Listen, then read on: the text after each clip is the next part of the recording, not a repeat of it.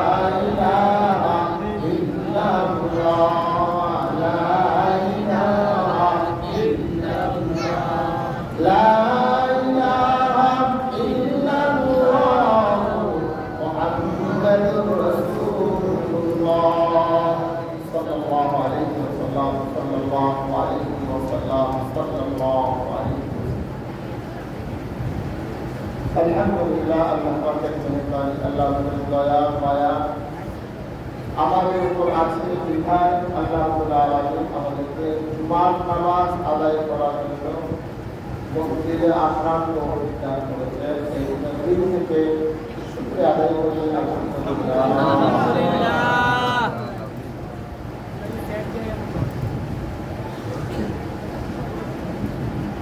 এটা আল্লাহ পাকের মেহেরবানি আল্লাহ পাকের দয়া এলাকায় হাজার হাজার মানুষের বসবাস করে হাজার হাজার মানুষের বসবাসের মাঝ থেকে আল্লাহ আমাদেরকে রাস্তায় বাসায় করে আল্লাহ পাকের অনুমতি পায় চিন্তা করার তৌফিক দান করেছেন এই জন্য আমরা মসজিদে আসি এই জন্য বড় অন্তরে আমার যে আল্লাহ তাআলা আমাদেরকে দিয়ে আপনার সুন্নত বিনা দেওয়া হওয়ার আল্লাহ আমাদেরকে ঈমান দিয়েছেন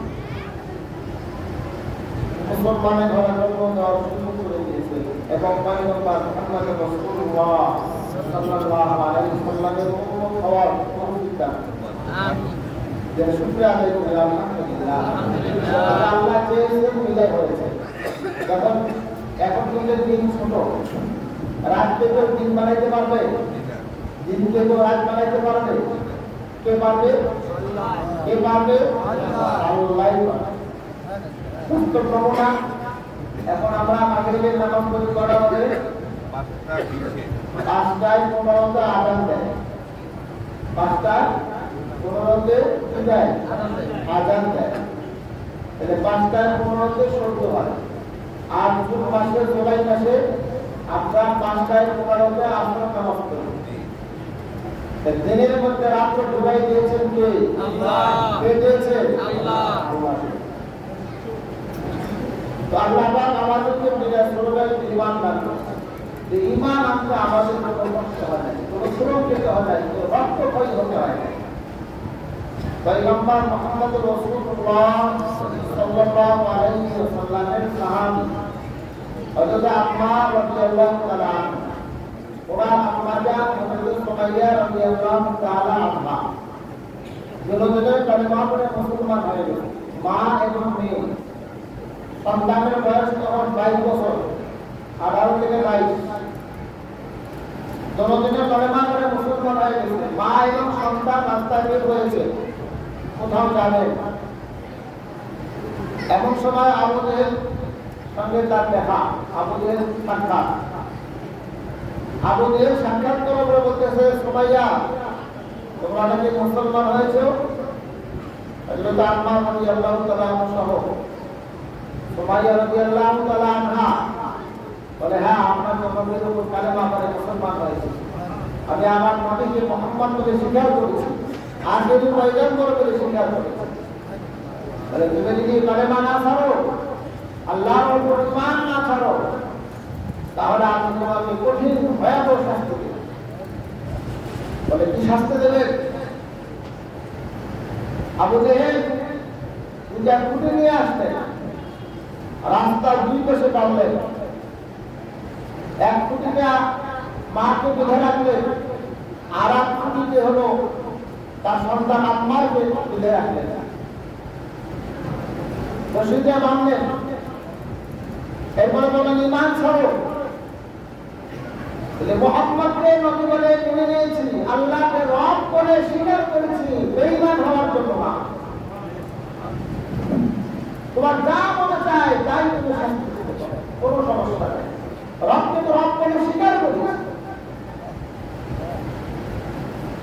আবু জেহেলের কথায় কাজ হলো না। আম্মার রাদিয়াল্লাহু তাআলা আনহু মজবুত, তার মা সুমাইয়া রাদিয়াল্লাহু তাআলা আনহা ঈমান করেন। আবু জেহেলের কথায় কোনো কাজ হচ্ছে না। আবু জেহেল আম্মারকে বলল, আম্মা তোমার চোখের সামনে তোমার মাকে পুরো উলঙ্গ করে ফেলো। তুমি যদি ঈমান না ছাড়ো, তোমার মায়ের সামনে আমি তোমার মাকে পুরো কাপড় উলঙ্গ করে ফেলবো। বুঝেন, কঠিন অবস্থায় সন্তানের সামনে মায়ের সমস্ত কাপড় খুলে ফেলবে। আম্মা রাদিয়াল্লাহু তাআলা আনহা নিচের দিকে দাঁড়িয়ে আছেন।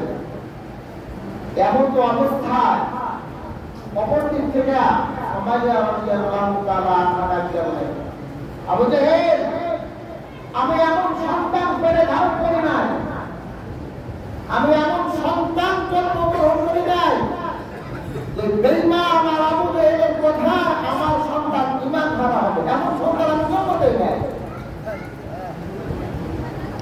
আম্মা রাদিয়াল্লাহু তাআলা আনহা বলেন, সুমাইয়া রাদিয়াল্লাহু তাআলা আনহা বলেন, যে অবস্থার মধ্যে আল্লাহ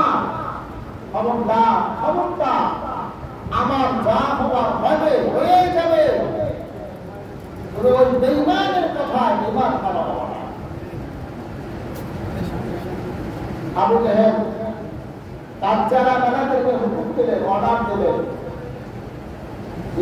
সুমাইয়ার পুরো কাপড়গুলো খুলে ফেলো, সুমাইয়ার সমস্ত কাপড়গুলো খুলে ফেলো।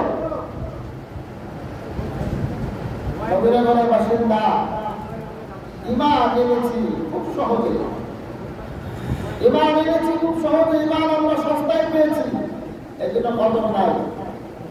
সুমাইয়া রাদিয়াল্লাহু তাআলা ঈমান এনেছেন, কত কষ্ট হয়েছে তার।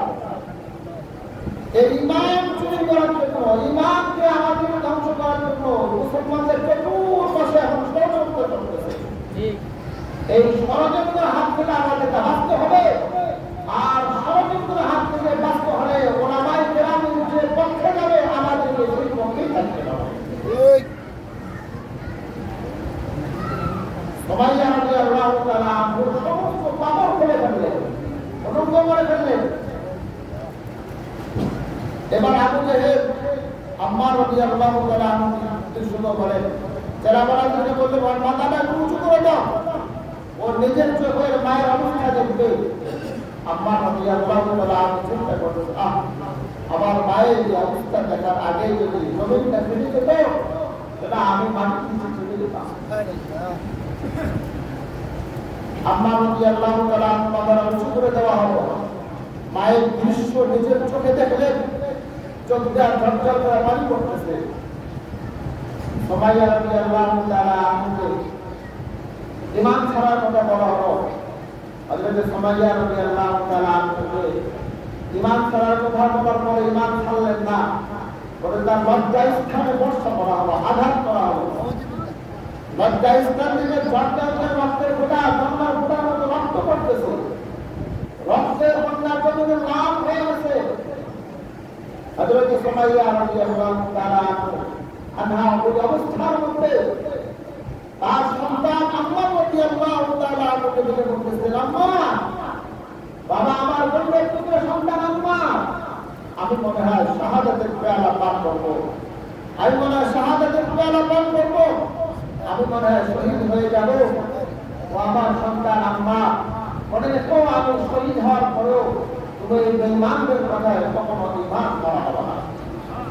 আর এই জন্য আল্লাহ বলেন, আমিনু কামা আমানান নাস, ঈমান আনো ওই সমস্ত সাহাবায়ে-কেরামদের মতো, ঈমান আনো আম্মা রাদিয়াল্লাহু তাআলা আনহুর মতো, ঈমান আনো সুমাইয়া রাদিয়াল্লাহু তাআলা আনহার মতো। আল্লাহর নবীর একজন সাহাবী হলেন সাদ ইবনে আবি ওয়াক্কাস রাদিয়াল্লাহু তাআলা আনহু। সাদ ইবনে আবি ওয়াক্কাস রাদিয়াল্লাহু তাআলা আনহু যুদ্ধের ময়দান থেকে ফিরে আসতেছেন পাশে দাঁড়িয়ে। এমন অবস্থা আস্তে আস্তে সন্ধ্যা হয়ে গেছে। এই সাদ ইবনে আবি ওয়াক্কাস রাদিয়াল্লাহু তাআলা আনহু যখন সাহাবায়ে-কেরামদের সাথে পরামর্শ করলেন, রাত হয়ে গেছে, আমরা কোথায় যাব, রাত্রি যাওয়ার কোথায়?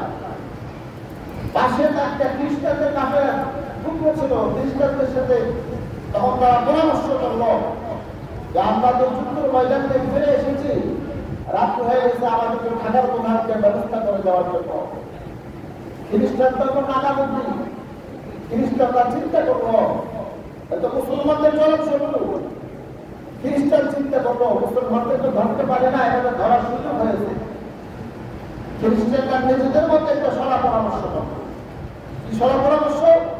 যে আমরা তো মুসলমানদেরকে ঠিক মতো ধরতে পারি না, এবার এক কাজ করি, এটা পরামর্শ করি, একটা জঙ্গল আছে, যে জঙ্গল শুধু ভাগ সিংহ অনেক জঙ্গল প্রাণী সেখানে আছে, ওখানে গেলে ওরা আফ্রিকার জঙ্গল ওদেরকে ঘিরে ফেলবে। পরামর্শ করলো, পরামর্শ করার পরে মুসলমানদের নাবি সাদ ইবনে আবি ওয়াক্কাস রাদিয়াল্লাহু তাআলা আনহু বললেন যে সামনে একটা সুন্দর বাগান আছে, ওখানে ফলের বাগান, ফুলের বাগান, আরামদায়ক জায়গা, চলো তোমাদেরকে আজকে সেখানে থাকার ব্যবস্থা করে দেই। অথচ সেখানে বাঘ, ভাল্লুক, হিংস্র প্রাণী, সিংহ, এই জাতীয় জন্তু প্রাণী ওখানে থাকে। মুসলমানরা সহজে সরলতা মনে মেনে নিলেন, খ্রিস্টানরা নিয়ে চলে গেলেন, সামনে দিকে যাইতেছেন, যাইতে যাইতে যাইতে যাইতে এমন জঙ্গলের ভিতরে প্রবেশ করানো হয়েছে। এখন জঙ্গলের ভিতরে প্রবেশ করানো হয়ে গেছে, এখন তো কিছু হওয়ার কোনো শক্তি নাই। যত ভিতরে প্রবেশ করে তত দেখে যে কত বাঘ, ভাল্লুক, সিংহ, হিংস্র প্রাণী এখানে অবস্থান করে, এখান থেকে তো আমাদের বুঝতে থাকার কোনো সুযোগ নাই। সাহাবায়ে-কেরামদের মধ্যে নিজেদের আলোচনা করলেন যে খ্রিস্টানরা আমাদেরকে কোথায় নিয়ে আসবেন, ফুলের বাগান, ফলের বাগান, সুন্দর বাগান আছে, সেখানে অবস্থান করতে পারবে সুন্দর মতো, কিন্তু এসে থেকে এখানে শুধু বাঘ, ভাল্লুক, হিংস্র প্রাণী, সিংহ, এই জাতীয় প্রাণী আমরা যেখানে অবস্থান করবো